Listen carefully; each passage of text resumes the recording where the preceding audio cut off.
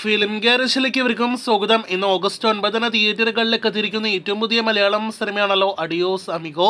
ആസിഫ് അലി സുരാജ് വെഞ്ഞാറമൂട് കോമ്പോയിൽ തിയേറ്ററുകളിലേക്ക് എത്തിയ സിനിമ ഒരു കോമഡി ഫൺ എന്റർടൈനർ സിനിമയാണ്. ഏകദേശം 2.5 മണിക്കൂറോളം ദൈർഘ്യമുള്ള സിനിമയുടെ ആദ്യ പ്രദർശനം ഇന്ന് കേരളത്തിൽ ആരംഭിക്കപ്പെട്ടിരിക്കുകയാണ്. ഇപ്പോഴത്തെ സിനിമയുടെ ആദ്യ പകുതി അഭിപ്രായങ്ങൾ പുറത്തു വരുമ്പോൾ പ്രതീക്ഷ അത്ര പോസിറ്റീവ് അഭിപ്രായങ്ങളല്ല ആദ്യ പകുതി നേടിയെടുത്തിരിക്കുന്നത്. നേരത്തെ സിനിമയുടെ ട്രെയിലർ ഉൾപ്പെടെയുള്ള വീഡിയോ കണ്ടന്റുകൾ പുറത്തു വന്നപ്പോൾ ആകെ മൊത്തത്തിൽ ഒരു പോസിറ്റീവ് വൈബ് തന്ന സിനിമ കൂടിയായിരുന്നു അഡിയോസ് അമിഗോ.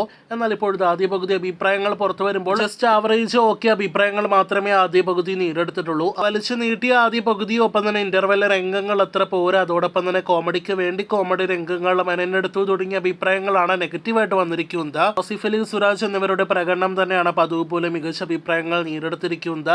അതിലുപരി ആദ്യ പകുതിയിൽ കൂടുതൽ പോസിറ്റീവ് ഘടകങ്ങളൊന്നും തന്നെ നമുക്ക് കേൾക്കാനായിട്ട് കഴിഞ്ഞിട്ടില്ല എന്നാണ് ഇപ്പോൾ പ്രേക്ഷകർ അറിയിക്കാനായിട്ടുള്ളത്. അപ്പോൾ ആദ്യ പകുതി അഭിപ്രായങ്ങൾ പുറത്തു വരുമ്പോൾ രണ്ടാം പകുതി സിനിമയ്ക്ക് ഏറെ നിർണായകമായിട്ട് മാറുന്നു എന്നാണ് നാം മനസ്സിലാക്കുന്നത്.